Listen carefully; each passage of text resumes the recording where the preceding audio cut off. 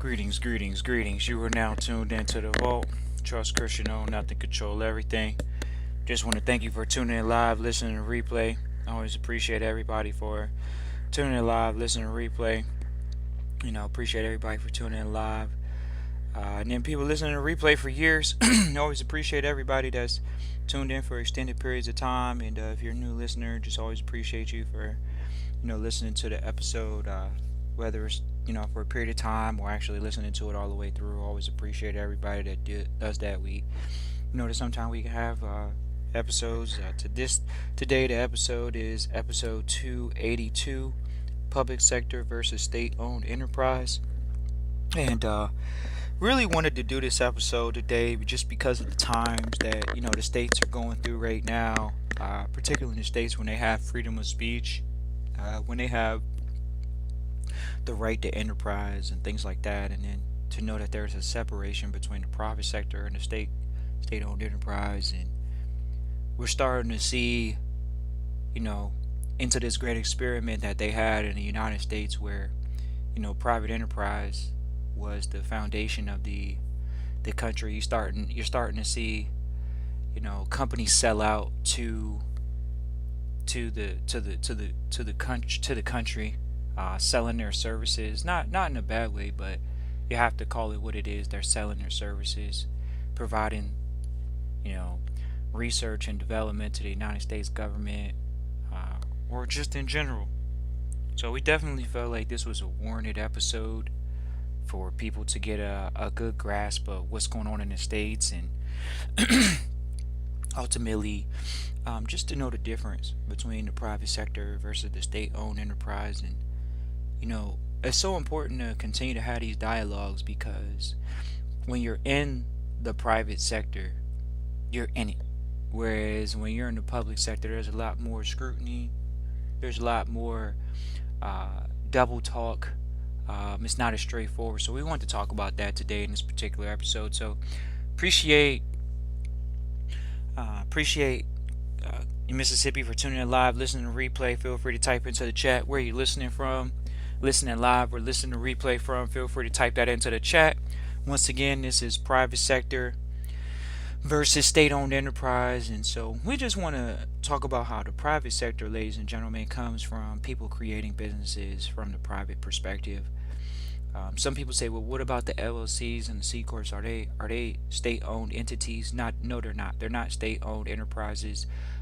They enable people to utilize shells to come into that environment and operate in the public sector. That's why you don't really see a lot of trust, or you don't really see a lot of trust in the public sector. You see purely a lot of times you see private sector entities or private sector people that are operating LLCs and C corps and things like that. And so we wanted to talk about today just simple, organizations that people, they don't really understand that they're not private enterprises, and these are almost state-owned enterprises. Uh, Sometimes these entities are not even uh, uh, under the United States. When we talk about the Federal Reserve, that is not a state-created entity. It's not a state-owned enterprise. And so when people talk about, well, it's part of the federal, it's this, that, and the third, uh, the Federal Reserve, ladies and gentlemen, is not, when we talk about it being an actual government state-owned enterprise, it's not. It's actually a private sector situation that has gone into the public. And this episode was to really let you all know that there has to be a line drawn between separation and separation of powers, which there are, and which it is in the public side, whether it's for government or not. Sometimes you'll see these things called NGOs on the public side. You'll see non-governmental organizations. So we're gonna today go over some of those things today, and so we're gonna go over list of the NGOs, some of the larger NGOs in the United States. And this is really important for people to know, the difference between a state-owned enterprise and uh, a private sector situation. So let's just go ahead through it. Uh, so some NGOs that people may be familiar with, maybe the YMCA, United Way. Uh, Definitely very important to understand those entities when you start looking at, these entities. They're not state created, but they definitely have an impact in the government and how people engage with them.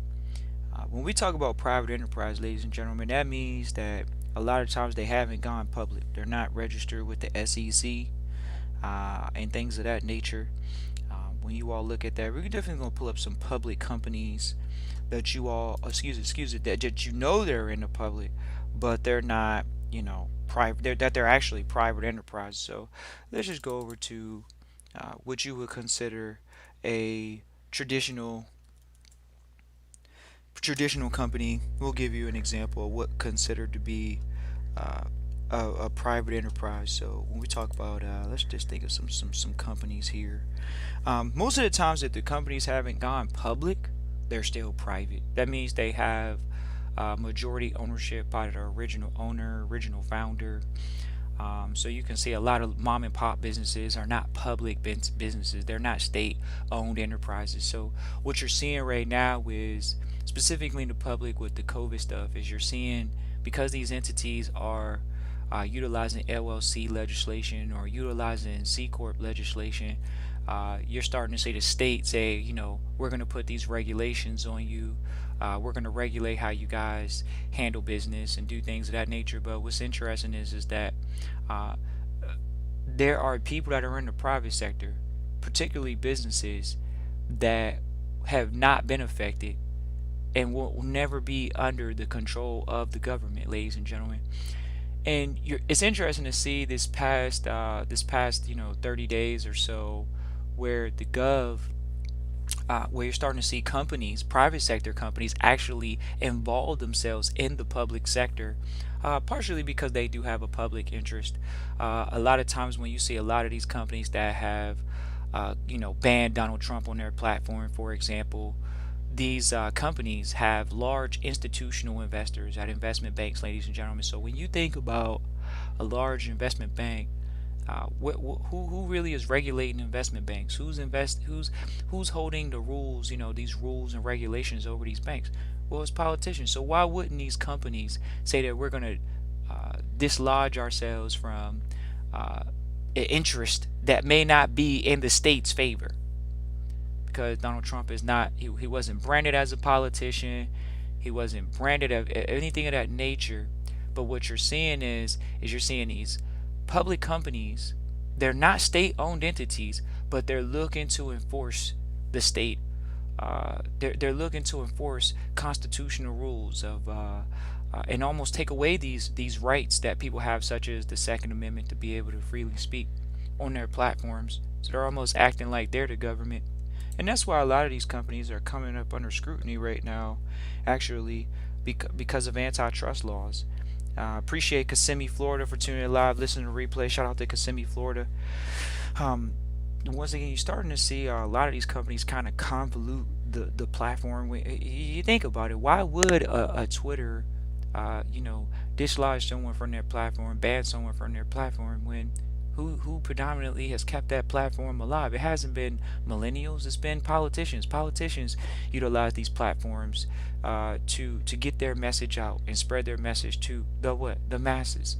So when we look at state-owned enterprises, how many entities can you honestly say is a part of the actual government as far as a state-owned enterprise? So let's look at one of these organizations. Now, a lot of times you're going to hear these companies say, oh, we're an agency of the government, but we're not actually a state-owned enterprise. How many times have you all seen that, ladies and gentlemen? When you guys look at a lot of these companies, you have to ask yourself, what end of the spectrum are they on when it comes to maintaining their privacy and then them moving over into the public sector and giving away their private rights to go into the public sector uh, and be regulated? So, I'll give you an example of a company. This is called the Food and Drug Administration. This is a company that says it's an agency of the Department of Human Services. Uh, this company is actually headquartered in an unincorporated White Oak, Maryland. You want to pay attention to these small little details about where these companies are set up. So we're gonna go see about the Department of Human Services. Uh, it's known as the Department of Health Department. Once again, this is known as an agency. They don't always claim themselves to actually be a part of the government, ladies and gentlemen. They do not always claim that they are uh, a public organization or a private. Excuse me, they don't claim that they're a private organization, but what is it that these companies are actually about? So let's go look at the jurisdiction that they fall under. When they fall under uh, the government, state-owned entities. When you think about your business, ladies and gentlemen, when you're starting your LLC or C corp, does it fall up under the state? These are questions that you have to ask yourself when you're walking into these situations. A lot of times, a lot of people don't even know that there is a clear separation between the private sector and the public sector. What keeps something private?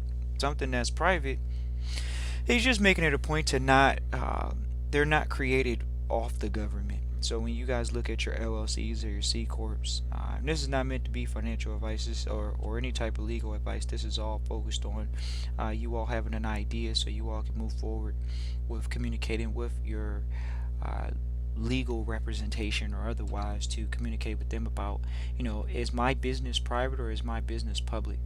Um, and a lot of times you're starting to see things kind of the needle of what is private, and people ask, well, is privacy under question and things of that nature. It's not that privacy is under question, ladies and gentlemen. The question is do you know the difference between public and private? And so when you guys are looking at a lot of these public companies, you can see, because a lot of the times people are mixing up the companies that are public on the stock exchanges and things like that. Like, oh, that company's public. Well, that company may be public, but they have nothing to do with the government. They have nothing to do with it. Whether it's Twitter, whether it's Facebook, whether it's Google, these companies may sell their services to the government, but they weren't created as an offshoot of the government, and we want to be very clear about that. The government is traditionally looked at as the federal side when they talk about, nationally, and then when you look at it on the state level, think about when you take a corporation from one state to the next state, it's actually looked at as a foreign entity.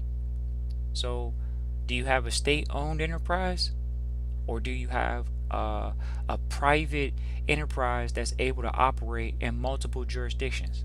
And you actually, sometimes in other states, you actually have to apply. Sometimes you have to file for it to be known as a foreign corporation in these different jurisdictions. So if it was a federal organization, it'd be able to go into those jurisdictions. The federal is higher than the state. So a lot of times, a lot of people don't notice that if their entity can't go into other states, then they don't recognize it as a private entity. But in all actuality, it's private because the state's rights. Sometimes they try to say that it trumps the federal when it comes to state privilege and things of that nature. And this is what you're starting to see in the gov nowadays with this big debate of should they leave it up to the states or should they leave it up to the federal when it comes to education, when it comes to funding. Even right now, the bills that they have about raising the minimum wage and things of that nature, that is a federal thing. That's not a state thing. So when you talk about state-owned enterprises, you're really talking about more of like a federal level enterprise, something that a lot of times when you look at these things, they can go into any state freely because they're federal, which generally happens. Whereas a state created entity traditionally has to go in and they have to apply, they have to create contracts from one state to the next, and it's just really important to really realize this, ladies and gentlemen. And this is not meant to be like a heavy government conversation or anything of that nature. It's really to distinguish for you all, to give you some conversation, give you some context on the public sector versus the private sector, and the private sector versus the state-owned enterprises. Because when you look at the private sector, ladies and gentlemen, the private sector has been growing. It's grown the entire time that the country has been around. The private sector usually funds not only public projects but government projects. When you guys look at who's funding NASA, well, let's go to NASA for example. NASA is supposedly not supposed to be a state created entity, right? So I'm about to see who created NASA. Is NASA? It says is an agency, ladies and gentlemen. It doesn't mean that they're actually owned by the government.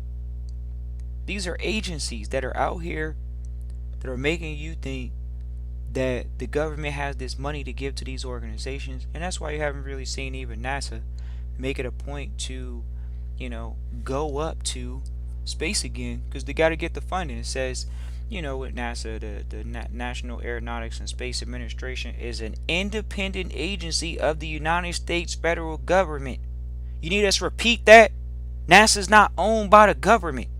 It's an independent agency of the United States federal government, responsible for civilian space program as well as aeronautics and space research. We get these conversations all the time, but well, is it a public college or is it a private college? Ladies and gentlemen, for the most part, most colleges are private, even if they accept state funds. But a lot of people like to say, "Oh, well, this college is a state created college." It's not. I'm gonna pull up some more. So just give us a second. We're just pulling up different organizations for you all, so you all can see, uh, you know, what is a state created entity as opposed to a state owned entity as opposed to a private entity. And so a lot of times you will see colleges. We just pulled up one, which is University of Maryland. It's a public land grant research university. So once again, these are companies. Whether you want to look at them as a company or not, it's still a business, ladies and gentlemen. College is a business. A lot of people know that.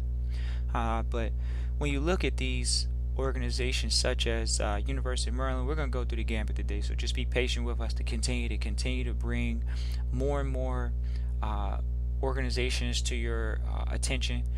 You all can see that it's a publicly land granted organization. Here we go. I'm gonna go to. I'm gonna go. We already know what that one was. Harvard is a private Ivy League research university. People try to say, oh, well, they accept public funds too. They do. When you go can you get a scholarship to go to Harvard? Yes, you can. You still can get a scholarship, ladies and gentlemen. When people talk about what's the difference between public and private, clearly Harvard University has shared with you how they're private. How they're private because these people understand how to have the contracts set up properly. Harvard wasn't set up off of a public land grant. We'll go to another organization. We're just gonna keep going through it, ladies and gentlemen. No, it's it looks a little tedious because people say, oh man, why do you gotta go through it like that? Is just going through it. We're showing you that a lot of organizations. Here we go. You don't have to go to a Harvard. You can go to a University of Miami. University of Miami is a private research university. Oh, so now you're starting to see the difference between a state land granted college that still accepts public funds, but it's still not a public entity. So regulations are different in the private, ladies and gentlemen. A private research university, you want to know the difference between these things. University of Maryland, people think that's a public college, ladies and gentlemen. We get people that tried to argue us down. Oh, this is a public college. It's a public college, but then when you go read what the company says about itself, it says they're a private research university. And we can continue to go through, all of these different programs that have, these different type of languages. It says private universities or colleges are usually not operated by governments, although many receive tax breaks, public student loans, and grants. So how many colleges are actually public out there? Has someone want to type into the chat if you're listening live? Appreciate Memphis, Tennessee for tuning live, listening to replay. Shout out to Memphis, Tennessee. If you want to type into the chat what an actual public college looks like or a public college for us to look up and share with the public audience, feel free. So let's talk about that. When we talk about private universities are not or private colleges are usually not operated by governments. So what college is operated by a government? You know, it says although they receive tax breaks, public student loans, and grants. So they are strict to public regulations. We'll agree with that. We're not saying that they don't have public regulations, ladies and gentlemen. Of course they do.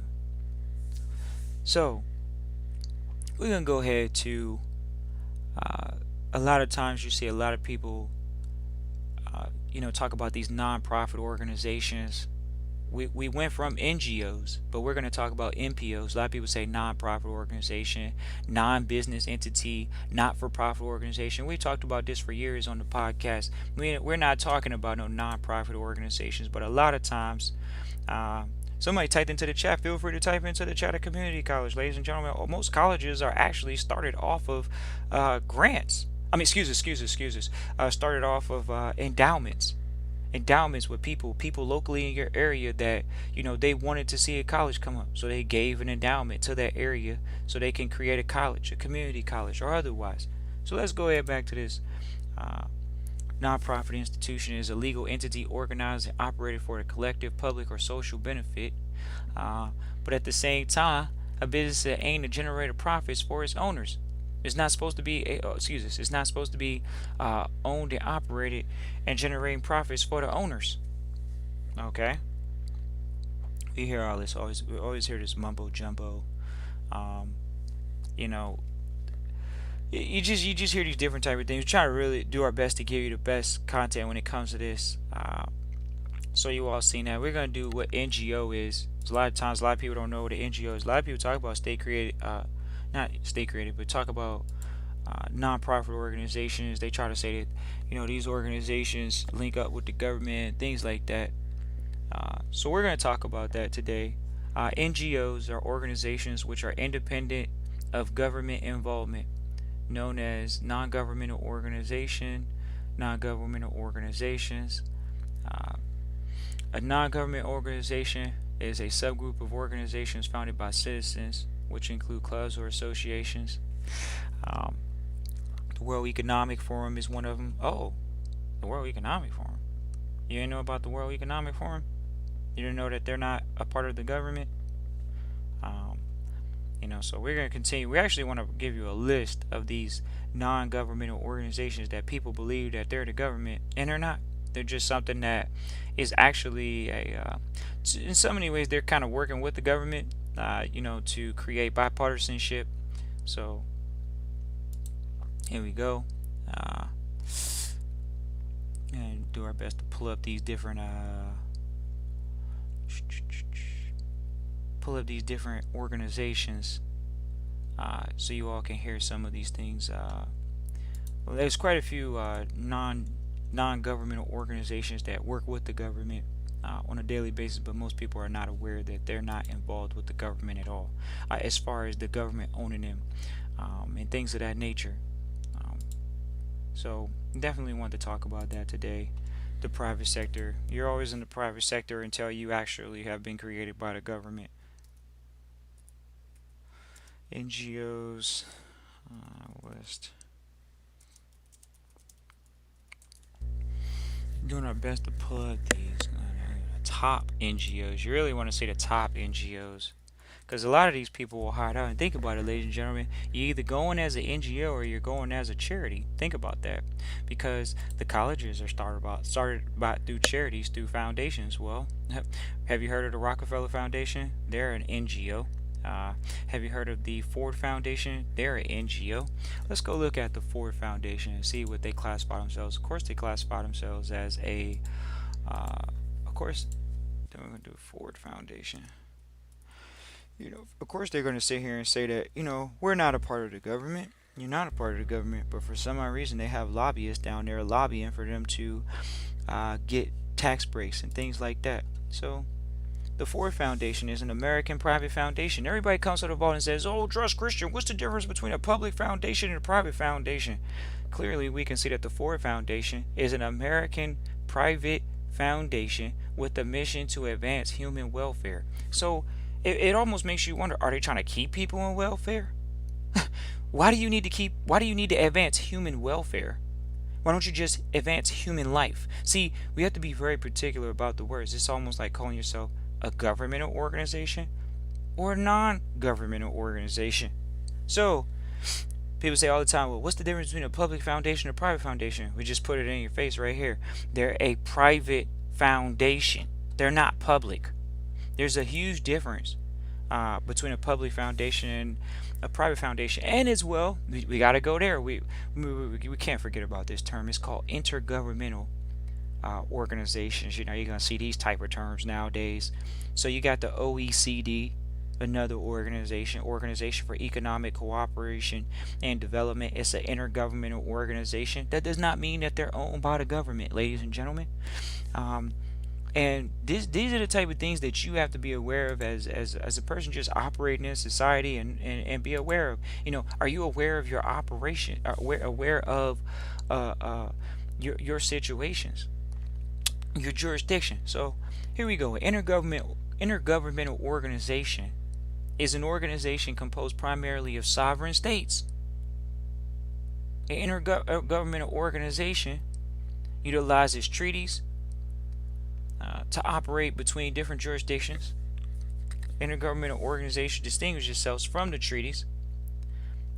Many treaties, such as the North, they used to call it NAFTA. Let's go to the WTO, the World Trade Organization. The World Trade Organization is a intergovernmental organization. It is not a United States government organization. A lot of people say, oh man, this is the ushering of the New World Order. Well, do you see how it says World Trade Organization? It's not run by the United States. Yeah. So we're going to continue moving on. There you go. We got a good one for you all right here. When they got the word world in front of it, it's a what? Intergovernmental. Here we go. The World Health Organization. Y'all heard about the World Health Organization? Is this a state-owned enterprise or is it private? Well, they have it on the internet for you. It says it's a specialized agency of the United States responsible for international and public health. So once again, ladies and gentlemen, this is not an agency of the government. It's not an agency. It says an agency of the United Nations, not of the United States government. It's an organization of multiple nations comprising of this organization. Well, why would you be following rules from organizations such as this? You personally, are you public or are you private? It says responsible for international and public health. Are you in the public or are you in the private? A lot of people right now were in conflict with this public and private situation. Appreciate Baltimore for tuning in live, listening to replay. Shout out to Maryland, Baltimore City for tuning in live, listening to replay. Reason why people are having a lot of issues right now with these organizations is because they don't know in what jurisdiction they're in. It's really important to know what jurisdiction they're in. So we're definitely going to make it a point to share with you all the most important part. Now, the CDC. Oh no, Trust Christian, you going there today, man. Tell me they're a government organization. Here you go. Oh my gosh. The CDC is a National Public Health Institute of the United States. So, okay. So just because an institute says, hey, this is best for the population, does that mean you have to follow it? Do you follow everything that the Public Health Institute says to do? Probably not. Because if you was, half the population of the United States wouldn't be obese. You forgot about that? You forgot about how the United States had half their population is obese. Not only that, the number one killer in their society is not coronavirus. It's it's heart disease. So it's interesting to see that, we were sitting out today talking to some investors, and we were talking about how some of the largest developed countries right now have the biggest issue with the pandemic. Why? Why would the largest countries have an issue with the pandemic? It's a United States federal agency under the Department of Health. Once again, agency of the United States. It's not an actual government body. This is just, got to continue to do it. And we want to make sure that this is all the stuff is on the internet, ladies and gentlemen. Anybody feel free if you guys want to type into the chat an organization you guys want us to look up. But we see organizations that are not here for your benefit. These are organizations that are just there to create control. And you have to be okay with that. You have to be okay with the fact that these organizations are they're they're separate. They're not maybe a federal law was to open up an agency, but that doesn't mean that they're a state created entity. And you have to be very clear about that. You have to be very clear on what's the difference between a private enterprise, a private sector entity, and a public sector entity. So what would be a state-owned enterprise? You all know about the military. You got daggone right. The military is a state-owned enterprise. There is no state that has its own military. The military is a state-owned enterprise per the federal government. All of them work together. All of them utilize that state-owned enterprise because it's for all of the state's protection. That's a state-owned enterprise. The military. Okay. What about the government itself? State-owned enterprise.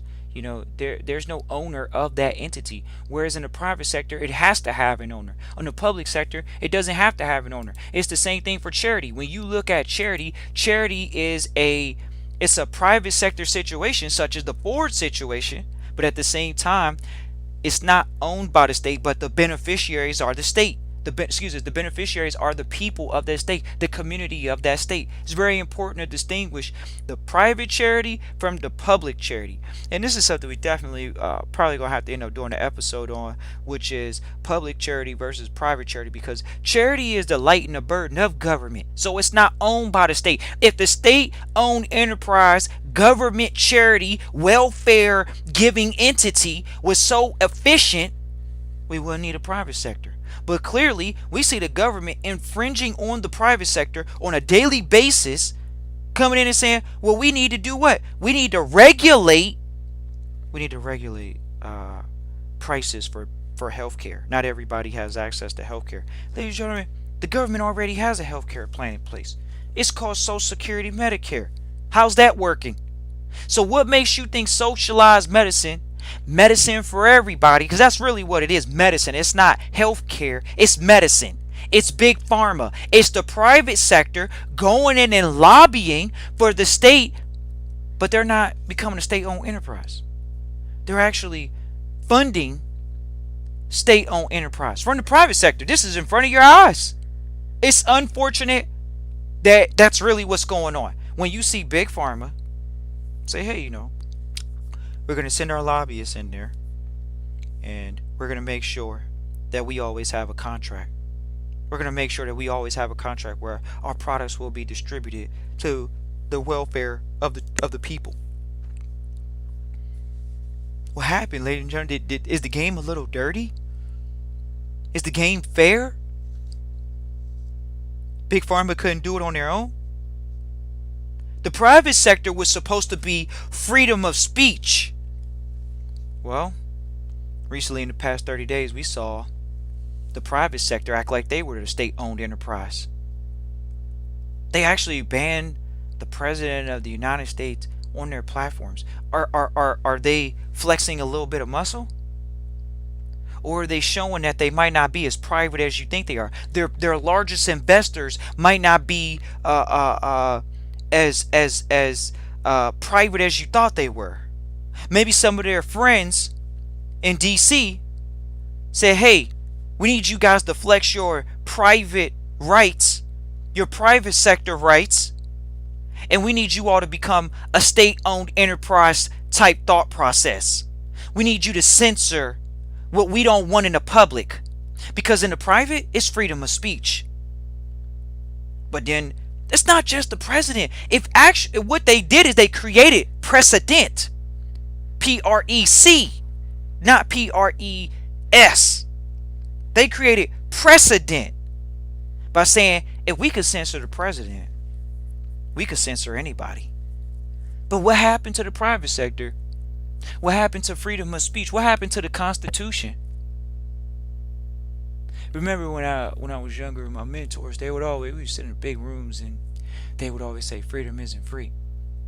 And it rubbed me the wrong way for a long time, because when you come from a culture that says, you had to earn your freedom, or you didn't even earn your freedom, you come from a certain type of bloodline, and because you come from a certain type of bloodline, you were state-owned enterprise property.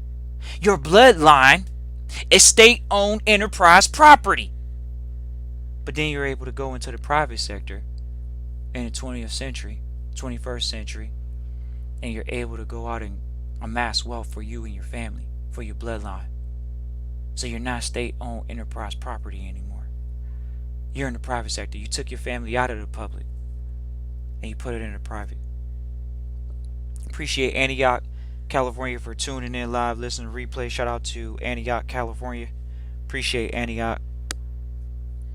It's interesting because so many people are trying to take their social security number, or the social security number, which is a state-owned enterprise number, into the private sector. It don't work that way, ladies and gentlemen. Let's go ahead and pull those guys up, because everybody knows about social security.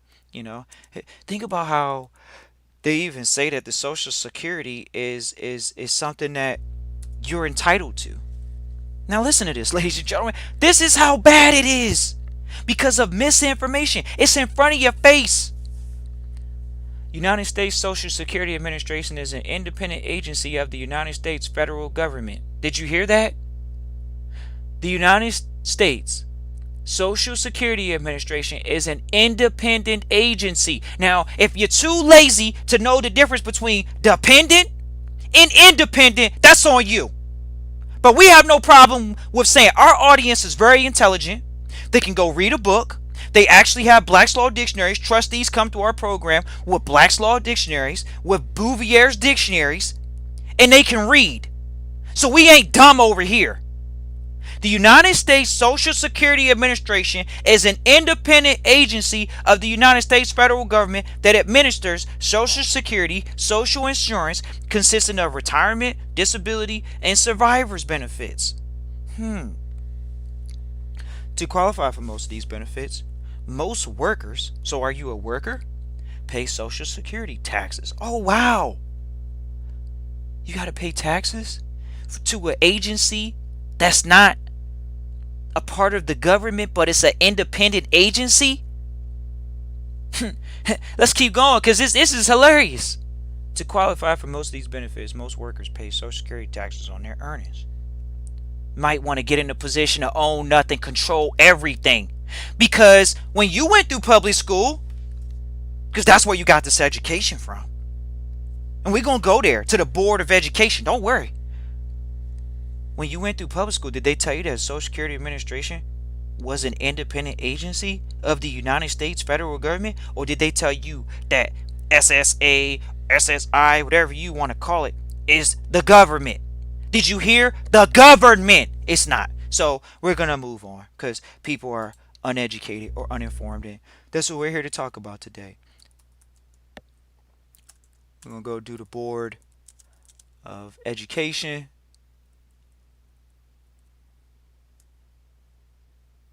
Board of Education, ladies and gentlemen.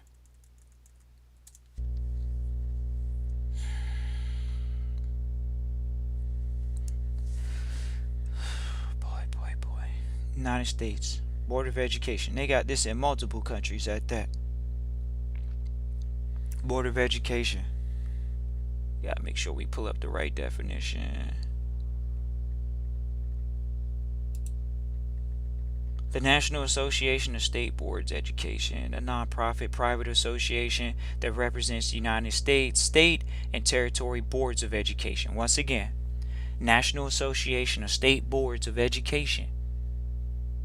So, oh no, y'all already know what the old time listeners know that that we know about this Board of Education conversation. So we're gonna have this Board of Education conversation today for sure, to just go ahead and bust it down, because, ladies and gentlemen, people are being controlled. This is a fact. Through state-owned enterprises. Now, fortunately, in the United States, they don't have the channel that says we're the government and we're putting out propaganda.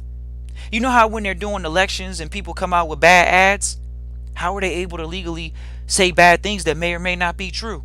That's called propaganda, right? Right. Okay. So, we got people typing in the chat. Feel free to type into the chat. But we're gonna feel free to type into the chat where you're listening live from. And someone said no person should be banned because it's not free speech. Free is supposed to be for all. Sounds like they're a trustee. Exactly. It sounds like these these companies now are looking to put their hands in the government. Oh, hold on. Twitter is a branch of the government now. Facebook's a branch of the government now. Google, are they a branch of the government now? Now we all could come up with our theories of, oh, they're selling their technology to the government, and all this good stuff. No worries, we're not talking about that today. We're not going to go down that rabbit hole. Appreciate West Palm for tuning in live, listening to replay. Shout out to West Palm, Florida for tuning in live, listening to replay. I may have to go to a search engine for this. Uh, uh,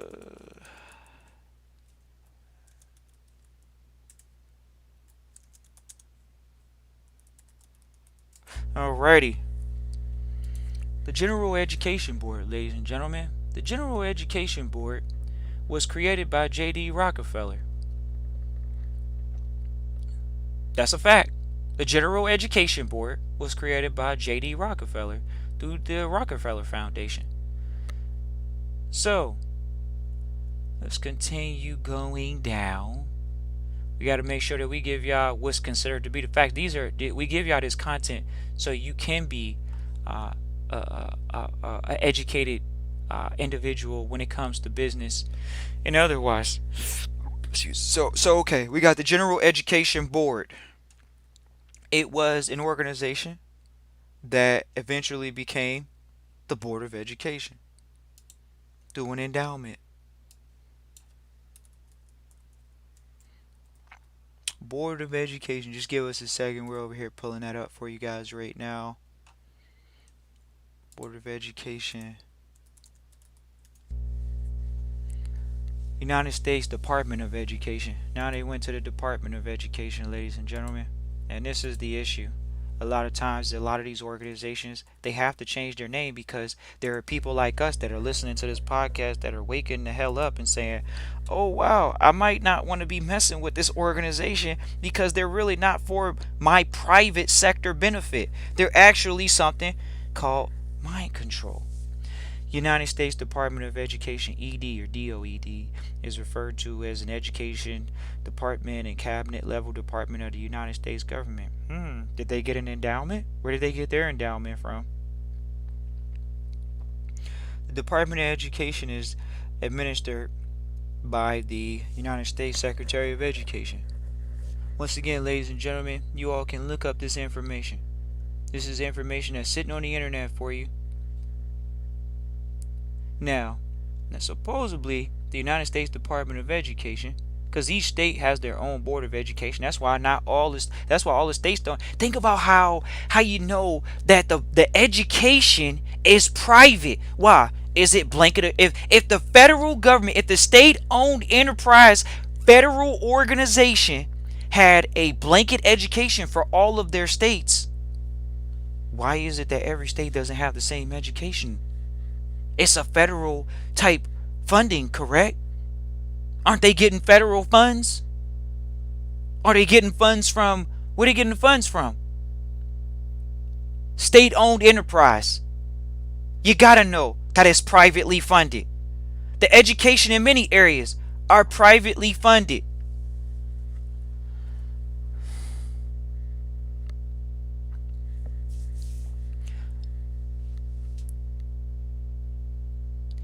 Unlike the systems of most other countries, you guys in the United States have a great benefit. You guys supposedly aren't like other countries.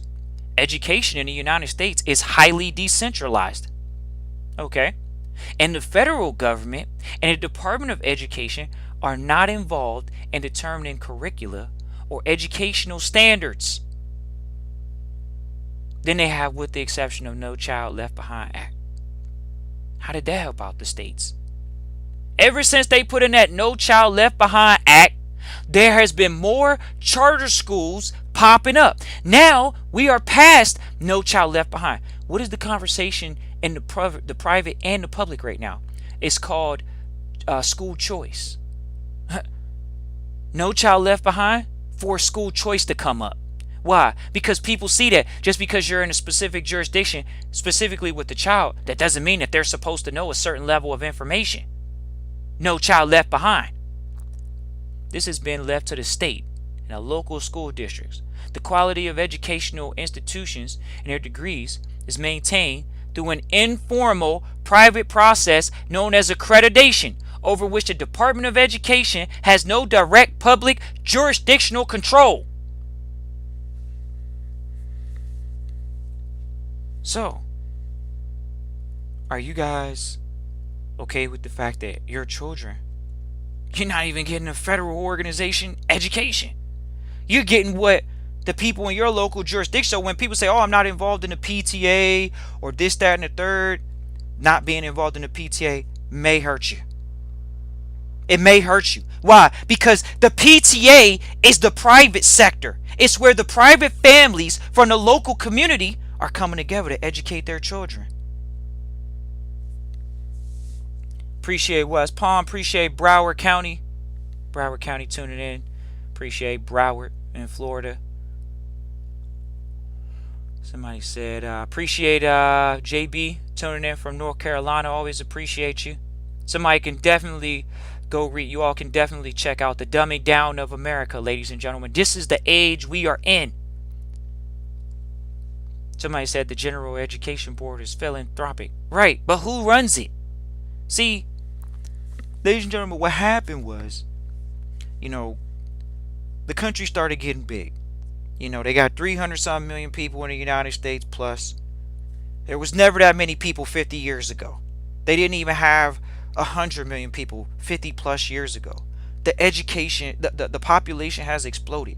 And for that reason, there are more people born into poverty every year. And for them being born into poverty, you got to get the free education now. If your parents got to go out and work because they're not providing family private education, then you got to get a state-owned enterprise education.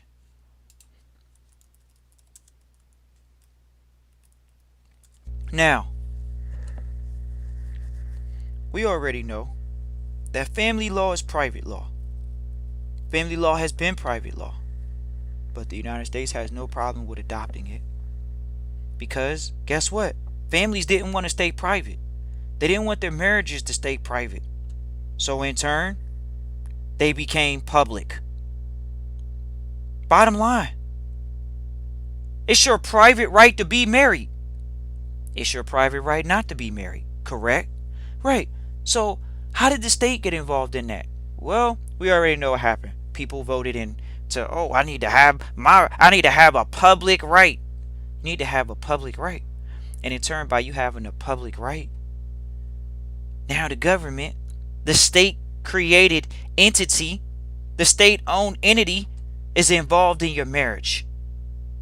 That's why when people have children, they're involved in that situation.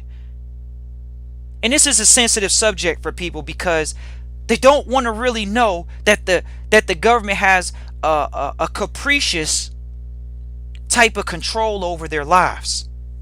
You don't want to know that you're being forced to wear a mask. You want to think that you're wearing a mask because you're saving lives. There's nothing wrong with that. You can wear a mask because you think that you're saving lives. There's no problem with that. But does the government have the right to tell you to do that? And isn't the people the government? Well, did we all vote on that? We didn't all vote on that. You didn't have time to vote on that. Because when the plague came down the pipe, they threw out a what? A mandate. But most people don't even know what financial terms are. So they don't know what a mandate is. They don't know what a financial mandate is. We're going to go ahead and talk about a mandate. Interesting stuff, ladies and gentlemen. Individual mandate is often a controversial government requirement for the purchase of goods by individuals. Oh, were you mandated to wear a mask? Yeah, that means you were required to purchase a mask. Did the government give you a mask? Hold up. Somebody type something in the chat that says something. Did the government pay you to wear a mask? Did the government give you money to pay for a mask? How you gonna wear a mask and you ain't got no money if you in the private sector? But we already know how that works. They didn't give you a mask because we know who's picking winners and losers nowadays. People said McDonald's was an essential business, ladies and gentlemen. McDonald's is open, but health food stores closed down. Small businesses that were providing food for people at restaurants closed down. The private sector. Were you paid to wear a mask? Were you provided a mask per the private? But guess what? The private sector, you did. And we're going to address someone's statement in the chat, and I appreciate them typing that into the chat. It's something definitely to address. The private sector, such as these Amazons, such as a Whole Foods, or not Amazon, but like a Whole Foods, or like these companies originally, when you guys walked into Whole Foods for a while, they were actually giving out masks at the front. They provided masks because they're the private sector. But how many of these state-owned enterprises provided you with a mask? They're supposed to supply you with unlimited masks. People might be a little bit more encouraged to wear a mask if they didn't have to come out of pocket for their children's education or their own private education to do what? To be a part of the public. You wear a mask in the public, right? Right. When you guys hear Joe Biden on stage talking about, well, I want to make the mask mandated, once again, make you purchase. It's a required purchase to wear a mask on federal owned property. That's fair. It's the public. The government is to take care of welfare recipients, right? To provide money for the needy, right? No, they're not. They were here to regulate things, to make sure people weren't taken advantage of. So let's go. Somebody said, hey, Trust Christian, the stimulus check paid for the mask. Well, what happened to the people like Trust Christian and the rest of us in the private that didn't get a stimulus check? The only way you could have got a stimulus check is if you were using your social security number and if you applied for it. What happened? You went from the private sector where your social wasn't being used to where you applied to get some money from the government. Now, ladies and gentlemen, what does the government make? What does the state-owned enterprise make? Does the state-owned enterprise make vaccines? No, but they're so supposedly about to mandate it. You hear it? They're mandating the vaccination, but they don't own the companies. Hold on. The mandate isn't for the government to provide a quality vaccine. It's for who?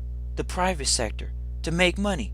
But then you hear Trust Christian in the Vault come on here on the podcast and say, it's kind of interesting that these companies like Pfizer, Moderna, AstraZeneca, last time we checked, their stock was down. Now it's starting to go back up. But it's still down year over year. These are the companies that were supposed to save the world from death. Right. These companies, ladies and gentlemen, they're big pharma. They have lobbyists. They're able to go in front of the people that you think are here to protect you, and they're getting mandates put in place so you can take their vaccine, so you can wear the mask of these companies. And then you saw the private sector get beefed up. The private sector said that guess what? We're going to participate. You know what I mean? People came up and started creating their own mask. Look, they're not even medically regulated masks. There are people walking around with cloth on their face. This is how much of a joke this moment is in history. To show how archaic humans are at this moment. Where, well, look, the mandate is we need you to just put something over your face, ladies and gentlemen. It doesn't have to be medically approved. It can be cotton. But the mask that they wear inside of a actual medical procedure, inside of a so-called regulated medical environment, guess what? Those medical environments, they have to have regulated masks. But we're not going to make the population wear medically regulated masks. We're just going to tell you, cover up your face, idiot. Just cover up your face. Really? So you're taking advantage of people's common sense. But guess what? We know common sense isn't common anymore. So the medical companies, big pharma, the companies that were making PPE products, did their stocks go up? Did they benefit from this situation? And then there were a lot of private sector people that say, hey, I'm just going to create a mask with a flag on it. I'm going to create a mask with a saying on it. And they did. And they made money. The best part about the United States, and maybe some other countries as well, is the private sector will always rule. The private sector is who's in there lobbying to make sure that these mandates are in place. Big pharma, big tech. That's who's in there. But they're still private. They're still private, ladies and gentlemen. Let's go to it. Let's think about some of these companies.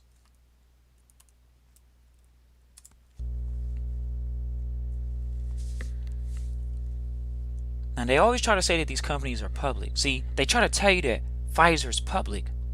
Pfizer is a private company that is listed on the public stock exchange. Don't be fooled. They were started by private individuals, but they went public when they started selling shares to the public. That's it. There's quite a few companies that do that. Are you the largest shareholder? Can you make the decisions? How is it that these companies are able to go in front of the government and lobby and say, we need you to put a law in place so we can get our vaccine out to people? Our rendition.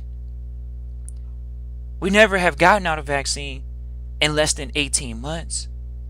But guess what? For you all this time, you pass this bill, you do this a little bit sooner, we'll make sure that we get it out in a year. We're barely going to have good clinical testing. Why do you think there's so much adversity towards the vaccine right now? Yeah, because people aren't stupid. These companies, these lobbyists, they think people are stupid. They think that you don't know the difference between state-owned enterprise mandates and the private sector lobbying for their companies to require people to pay for their product. Now hold up. If the product was so good, if it was so needed, is the government funding this project? Did you think about that? Who funded these companies to create these products? The private sector funded it. The private sector funded their projects. Does the vaccine even cost anything? Are these companies getting tax write-offs right now? They're getting tax write-offs for providing something that's not even 100%. I mean, hey, look, ladies and gentlemen, take your chances. Take your chances. People like to play with the odds. They like to walk on tiptoe the line of death and life. The private sector versus state-owned enterprise. State-owned enterprise is not. Why didn't the government come out with a vaccine? You didn't think about that? But they want to tell you that you got to utilize which one? Why is it that? Did you know that all the vaccines aren't the same? Right. The vaccines aren't even all the same. Because it's the private sector.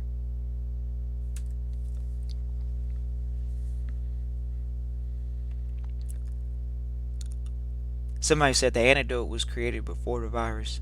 That's interesting. We have to look into that. What's interesting is good health was created before the virus. Good health. But we already know the United States. Did you not read the statistics that come out from these independent agencies that says that 60% of the United States is obese? Did you guys forget about that? That 60% of the United States is obese? Sounds like they're pretty prone to diseases. You're gonna have issues when you're obese. Respiratory, heart, lung, kidney, high blood pressure, hypertension, chronic illness. But hey, the private sector, they were able to lobby and make sure that the state-owned enterprises, they got a message out. Let's go to big media. Is media owned by the government? No, it's not.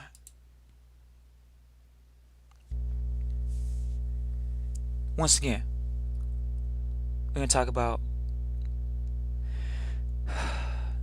one of these companies, CBS, an American commercial broadcast television radio network. They're owned by Viacom. So we got to go to Viacom.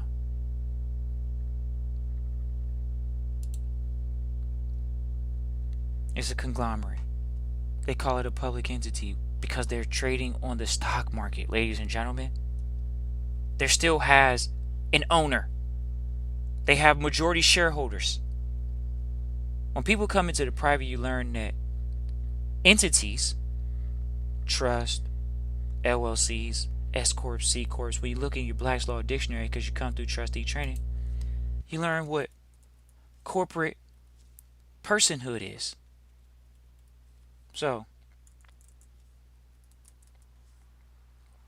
a corporate personality, ladies and gentlemen.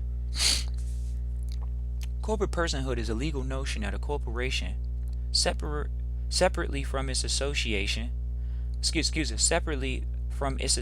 human beings, like the owners, managers, employees, has at least some legal rights and responsibilities enjoyed by natural persons. The private sector are natural. That doesn't mean that the corporates are all public, because natural people are private. Well, guess what? Corporations, corporate personhood, says that some of them have the legal rights and responsibilities that natural people enjoy. Now listen, private sector, these are trust entities in general, because they're dead. They're legal entities. It says in the United States and most countries, corporations as legal persons, you know what these things are? Legal persons. You know what a legal person is? Have a right to enter into contracts with other parties. Oh, we found out why corporations can file bankruptcy and still be alive and still be growing. So when people come at us with this argument that the United States is bankrupt, and they're utilizing corporate personhood laws, legal persons laws.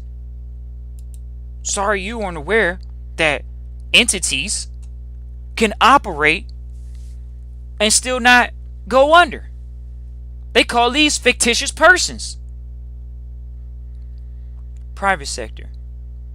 A legal person is any person or thing, keyword thing, that can do the things human people can do.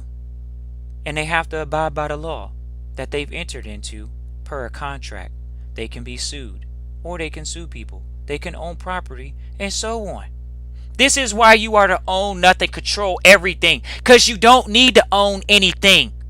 Because when you own it, you can be sued for it. Therefore, there are two types of legal entities, human and non-human. And in law, human persons are usually called natural persons, which is the physical person. In a non-human, they're called we'll call it a juristic person, an artificial person, a legal person. Oh, did you hear about artificial people? Hold on.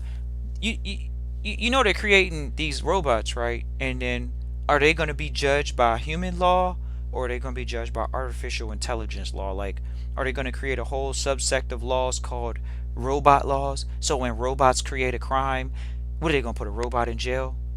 Okay. Y'all need to be ready for this. Definitely need to be ready for that one. Why? Because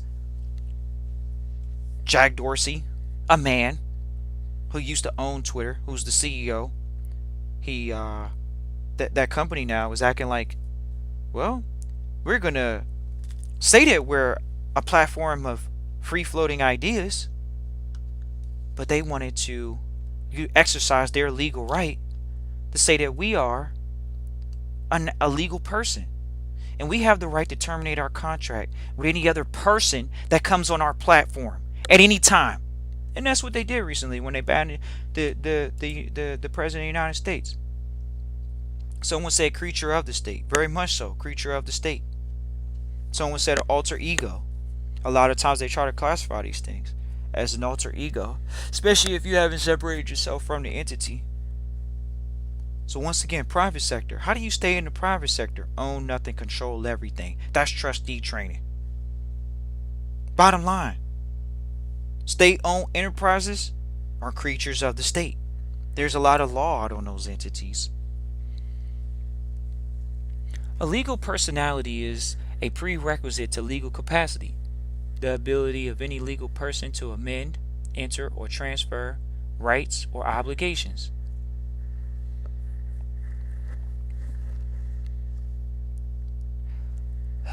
Ladies and gentlemen, this is The Vault, episode 282, Private Sector versus State-Owned Enterprise. Really wanted to make it a point to do this episode today because this is a sensitive subject right now where people feel like their rights are going to be taken away from per the state. But the state is here to protect the public interest. They're here to make sure that they can keep their employees coming back to work. Bottom line, if you work for the government, you're public. Utilizing the social for a way to make money, you're public. Trust Christian, I'm looking to go private. How do I make it a point to go private? You got to stop utilizing certain numbers.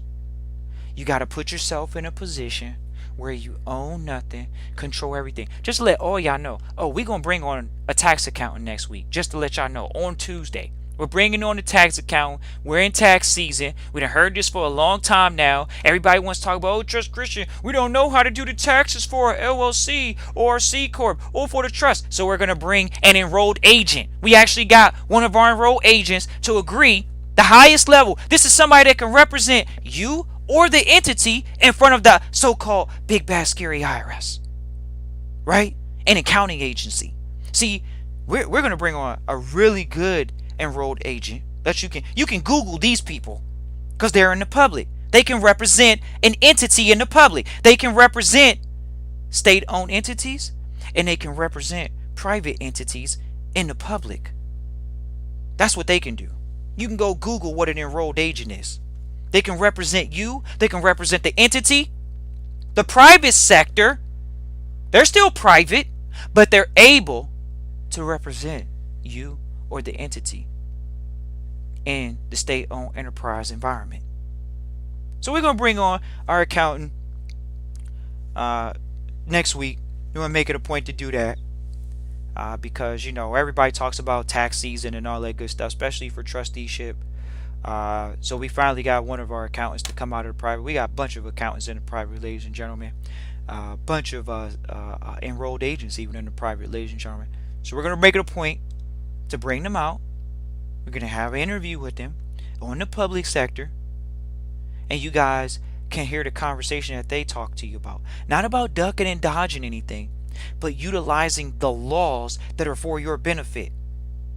It's for your benefit. And they're going to tell you, and we're going to interview them. So this is going to be a very dynamic conversation about business versus public. Dark matter, feel free to make the question a little bit clearer. It's just typing in words doesn't help. You got to really type out a full question. So when y'all type in stuff into the chat, if y'all really looking to communicate back and forth, like in Legis public that has, it's just a fragment. Like, type in an actual question so we can follow a train of thought with you all, and really dialogue with you. Um, Somebody said legal capacity is competency in the chat, and when you, ladies and gentlemen, why you think they got counsel? They tried to eliminate that excuse. Oh, you can't read? Cool, no worries. We got a lawyer for you. We got someone that's supposed to not be a lay in the law. They know the law. They've studied it. They should have. They've been barred. That means that they should be able to be up to snuff when it comes to their education, when it comes to them knowing the law. So an enrolled agent is one of the highest level of educations you can have, and they just can represent you in front of the IRS in a situation. So just be prepared that by you all having that person available to you, and we're finally going to make that person available to not just trustees, because we've done it for a long time for trustees, but a lot of people listed a vote, they haven't really gotten a public a public accountant yet for their public business, and so that's what we're going to provide. So just mark your calendars. Feel free to subscribe if you haven't subscribed, um, and just wait for that episode next week. We've already talked to the enrolled agent. They're pretty busy right now, going into the first week of the a few weeks into the year, but we're going to make it a point to bring out an enrolled agent to really talk to you all about um, taxes, ladies and gentlemen. That's why the vote never did it. We don't need to.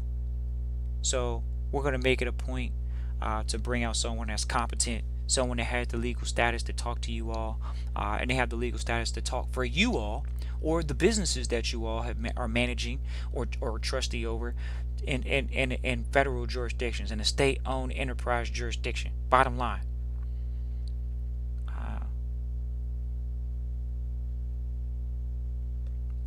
So appreciate everybody for tuning in live, listening to replay. Feel free to type into the chat where you're listening live, or the replay. So private sector versus state-owned enterprise. Well, we already know what that means. Are you owning nothing, controlling everything?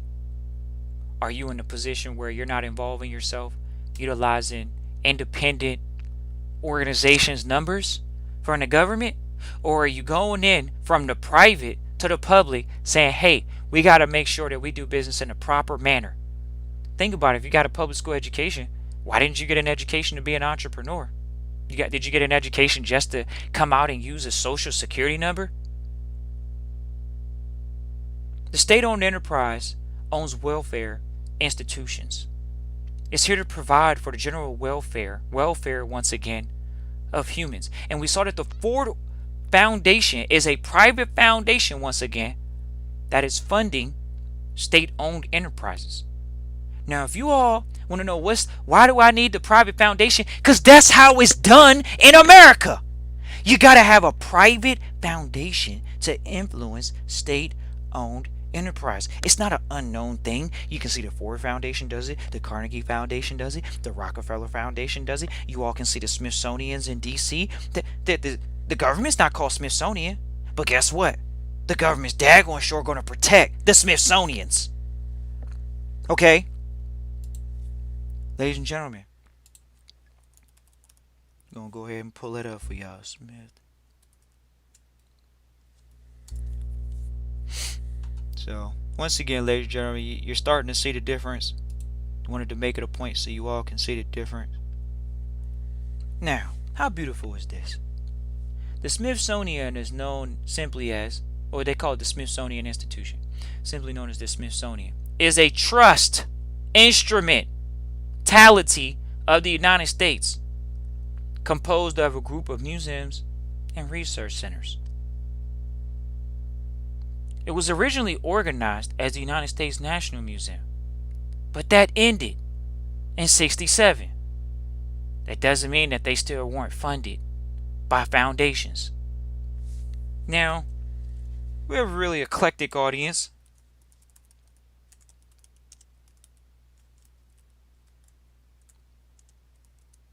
I'm going to go to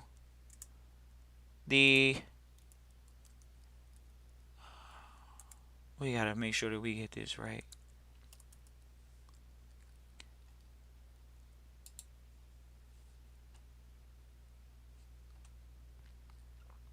Yeah, ladies and gentlemen, just give us a second. We're up here pulling up the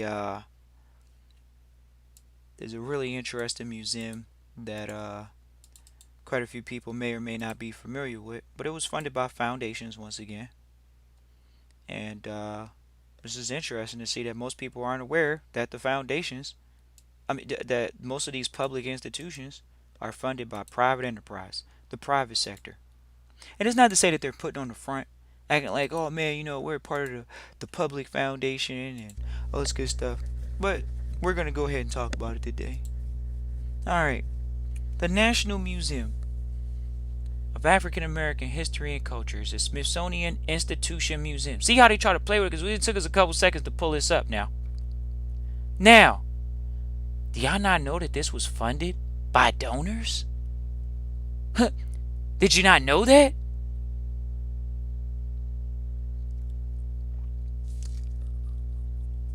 Who owns this museum? Well, it was funded through endowments. That's what it was. And we know this because we know donors that funded it. Really notable, successful, wealthy people funded the foundation. Funded this building of this edifice dedicated towards African American people. Now, we don't want to get into the name of what you call yourself or whatever. We're talking about state-owned enterprises versus the private sector. The private sector just created an education for people. That's what just happened. They said, oh, okay, let's see who funded this bad boy. Everybody wants to play games like this is some state-owned enterprise. It's not. The museum announced that it received $10 million from David Rubenstein, CEO of the Carlyle Group. They also received a $1 million donation from Wells Fargo.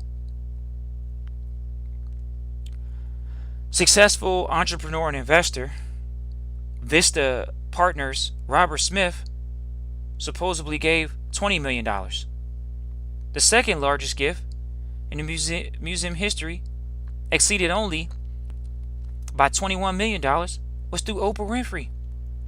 Once again, ladies and gentlemen, Oprah has her hand in dictating what the world looks at as what an education looks like about a people. That wasn't from the state. That was private sector influencing the public sector. And it's always been that way and will always be that way. So if you think you're going to make some change by going out there marching and protesting and holding a rally, you're lying to yourself. Money talks, everything walks, and guess what? That's what's going on in front of your eyes in the public. The private sector is funding the public sector. Bottom line. So what do you got to do? You want to do something locally? You might want to put yourself, your family, your friends might want to get in a private family foundation and work together as a group of families, working together as a foundation, creating a library in a local area, creating a local hospital, creating a local health center, creating a local educational environment. That's what you have to do. A lot of people listen to our podcast and they say, oh, we need to come together. We need to have people work together. Once again, foundations, the private sector, is to lighten the burden of government. At least the charity aspect of it is. The private foundations are lightening the burden of government. But do you really want the government to control your food? Do you want the government to control your health care? You want the government to control your housing? Ladies and gentlemen, we saw what the private sector did with the housing situation in 2007, 2008, 2009. Private sector such as the banks, they did some wild stuff. But guess what? Who gave them the credits? Who deregulated the environment so these banks could go out and give predatory loans, as they called them? The government. The state-owned enterprise said we need to get people in what? Houses. We need to get them in debt. We need to give them a little bit of credit so they can go out and get in debt. Sounds like that's what the government's good for. Getting you in debt. Hey, we'll give you a part grant to a student loan. And then guess what? It looks like the government's not good at solving a damn problem because they created the damn problem. First of all, if you give out loans to students, why are you giving out student forgiveness loans now? Or giving out student forgiveness programs now? They're the one. You wouldn't need a student forgiveness program if they didn't subsidize the education. A lot of these colleges accept government grants per the student. Hold on. So they're really not discounting the education. See, private investors in the private sector, we know all they did. They mandated it. Remember what a mandate is? They required things to be purchased. And in turn, now they got loan forgiveness programs. It sounds like they're good at creating problems. And who knows where solutions are going to come from? Well, sounds like the solution came from the people that created the problem. You subsidize college, but now you're giving out college forgiveness programs.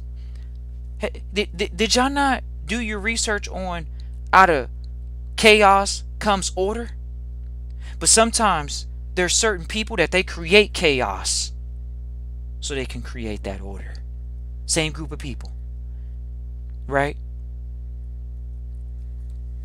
Appreciate you all for tuning in live, listening to replay. It's always important to be able to understand the difference between that private sector and that state-owned enterprise that people are upset about.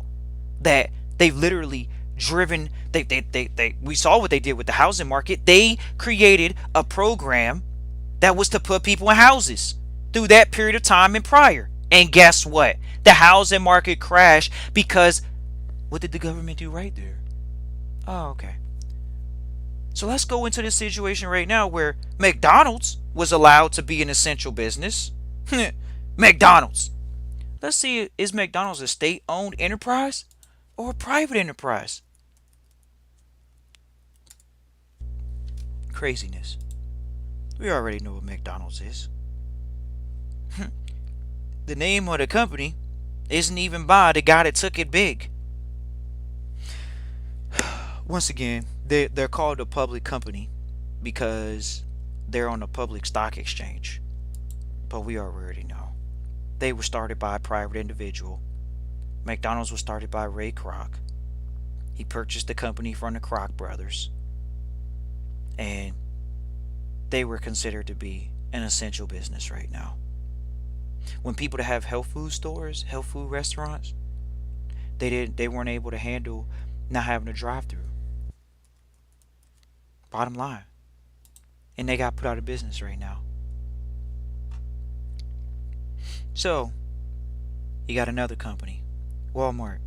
Remember, usually a company is going to be called a public company because it's on the public stock exchange. A public company, a publicly traded company, a publicly held company, a publicly listed company, a public limited company is a company whose ownership is organized via stocks, which is intended to be freely traded on a stock exchange. That doesn't mean that the government can say that you can stay open or not stay open. There are many businesses, many people that just lost their business because they didn't lobby properly. Bottom line, these companies have money to lobby. Bottom line. And the foundations are right there with them. The foundations are in the forefront, lobbying to make sure that they get research for different things going on. That's the private sector. That's why private foundations are essential, because they're not state-owned charities, public charities.